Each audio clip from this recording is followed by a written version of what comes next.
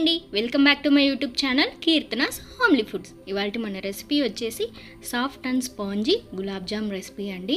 చూసారు కదా, లోపల జ్యూసీగా సాఫ్ట్గా ఎంత బాగా వచ్చిందో. అలాగే క్రాక్స్ లేకుండా గులాబ్ జామ్ ఎలా చేసుకోవాలో ఈ రెసిపీలో చూసేద్దాం. ఒక బౌల్ తీసుకొని దానిలోకి గులాబ్ జామున్ మిక్స్ వేసుకుంటున్నాను. నేను తీసుకున్నది ఎంటీఆర్ గులాబ్ జామున్ మిక్స్. అది నాకు 1.5 కప్ వచ్చిందండి. ఇప్పుడు ఈ పౌడర్లోకి కొంచెంగా వాటర్ యాడ్ చేసుకొని మెత్తని పిండిలాగా కలుపుకోవాలండి. మరి గట్టిగా చపాతీ పిండిలాగా కలపకూడదు. మీరు కావాలంటే వాటర్ ప్లేస్లో పాలును కూడా యాడ్ చేసుకొని కలుపుకోవచ్చు. ఇలా కలుపుకున్న పిండిని మూత పెట్టి ఒక 10 నిమిషాల పాటు పక్కన పెట్టుకోవాలి. ఈలోపు షుగర్ సిరప్ని రెడీ చేసుకుందాం. స్టవ్ వెలిగించి ఒక బౌల్ పెట్టుకొని దానిలోకి మీరు ఏ కప్పుతో అయితే పౌడర్ తీసుకున్నారో అదే కప్పుతో 2 కప్పుల పంచదార వేసుకోవాలి.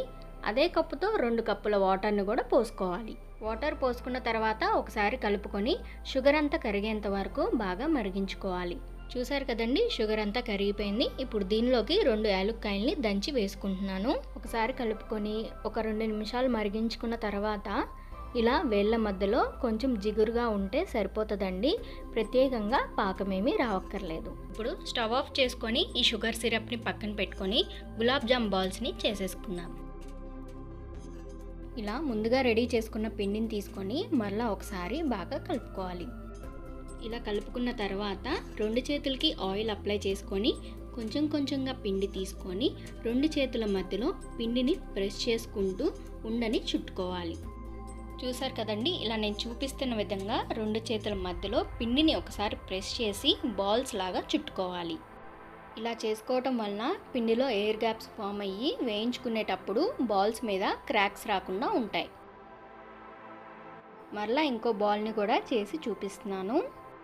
ఇదే విధంగా మీ దగ్గర ఉన్న పిండి అంతటిని ఇలా బాల్స్ లాగా చుట్టుకొని ఒక ప్లేట్లో పక్కన పెట్టుకోవాలి. ఇప్పుడు వీటిని ఫ్రై చేసుకోవడానికి స్టవ్ వెలిగించి ఒక కడాయి పెట్టుకొని దానిలోకి డీప్ ఫ్రైకి సరిపడా ఆయిల్ పోసుకొని మనం చేసుకున్న బాల్స్ని ఒక్కొక్కటిగా వేసుకొని ఫ్రై చేసుకోవాలి. ఫ్లేమ్ని లో టు మీడియం ఫ్లేమ్లో మాత్రమే ఉంచుకోవాలండి. హై ఫ్లేమ్లో పెట్టేస్తే పైన నల్లగా అయ్యి లోపల సరిగ్గా వేగదు. బాల్స్ వేసుకున్న తర్వాత ఇలా నేను చూపిస్తున్న విధంగా గెంటిని తిప్పుకుంటూ ఫ్రై చేసుకున్నట్లయితే అన్నీ ఈవెన్గా ఫ్రై అవుతాయి. చూసారు కదండి, బాల్స్ ఇలాగా గోల్డెన్ బ్రౌన్ కలర్ వచ్చేంత వరకు ఫ్రై చేసుకొని ఆయిల్లో నుంచి తీసి షుగర్ సిరప్లోకి వేసుకోవాలి. ఇదే విధంగా మీ దగ్గర ఉన్న బాల్స్ అన్నిటిని ఫ్రై చేసుకొని షుగర్ సిరప్లోకి వేసుకోండి. ఇప్పుడు వీటిని 3 నుంచి 4 గంటల పాటు పక్కన పెట్టుకోవాలి. ఒక 4 గంటల తర్వాత ఓపెన్ చేసి చూపిస్తున్నానండి. చూసారు కదా, సాఫ్ట్ అండ్ జ్యూసీగా ఉండే గులాబ్ జామున్ అయితే రెడీ అయిపోయింది. ఒక బౌల్లోకి సర్వ్ చేసుకుందాం.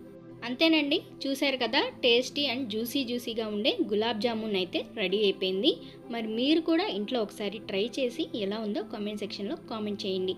ఈ రెసిపీ నచ్చినట్లయితే లైక్ చేసి, షేర్ చేసి, సబ్స్క్రైబ్ చేసి పక్కనే ఉన్న బెల్ ఐకాన్ని క్లిక్ చేయండి.